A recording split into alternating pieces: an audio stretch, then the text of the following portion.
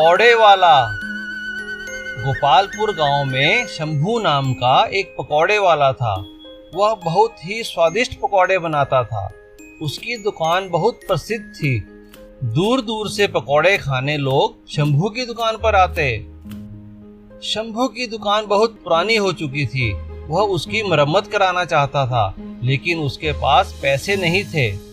दुकान तो बहुत पुरानी हो गई है सुधा, बरसात का पानी भी अंदर आ रहा है। इसकी मरम्मत बहुत जरूरी है, नहीं तो ठेला लगाना पड़ेगा। आप चिंता छोड़ दो, सब ठीक हो जाएगा। शंभू एक दिन पकौड़े तल रहा था। तभी उसकी दुकान पर दो आदमी आए और पकौड़े उठाकर खाने लगे। अरे अरे अरे भाई, ये क्या कर रहे हो? कितने पकौड़े चाहिए मुझे बताओ, यूं बिना पूछे मत खाओ। चुपचाप अपना काम करो, समझे? हम जैसे चाहे वैसे खाएंगे। उन्होंने पेट भर पकौड़े खाए और बिना पैसे दिए चले गए। ये क्या तरीका है, बिना पैसे दिए चले गए, पकौड़े भी खा गए।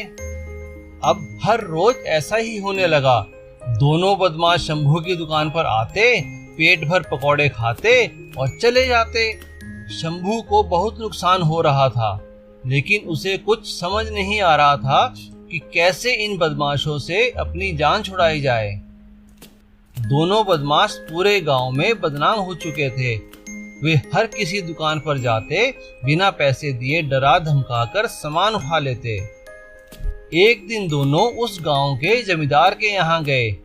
जमींदार को डरा धमकाकर उन्होंने उसकी तिजोरी खाली कर दी और वहां से चले गए। जमींदार परेशान हो गया और उसने खुलेआम घूम रहे इन चोरों को पकड़ने के लिए 50,000 का इनाम रखा। पूरे गांव में यह बात फैल गई और अब शंभू ने भी इस बात को सुना।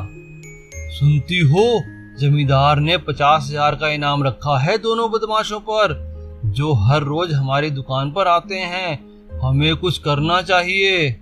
आप ठीक कहते हैं। क्यों ना हम पकौड़ों में नींद की दवा डाल दें? दोनों यहीं सो जाएंगे और हम जमींदार को उसे सौंपकर पैसे ले लेंगे। अगले दिन ऐसा ही हुआ। बदमाश शंभू की दुकान पर आए और हमेशा की तरह अपनी मर्जी से पकौड़े उठाकर खाने लगे। शंभू ने पहले से ही पकौड़ों में नींद की दवा डाल दी थी। दोनों बदमाशों ने पकौड़े खाए और बेहोश हो गए। जमींदार ने उन्हें पकड़कर पुलिस के हवाले कर दिया और पूरे गांव को बदमाशों से छुटकारा मिल गया। जमींदार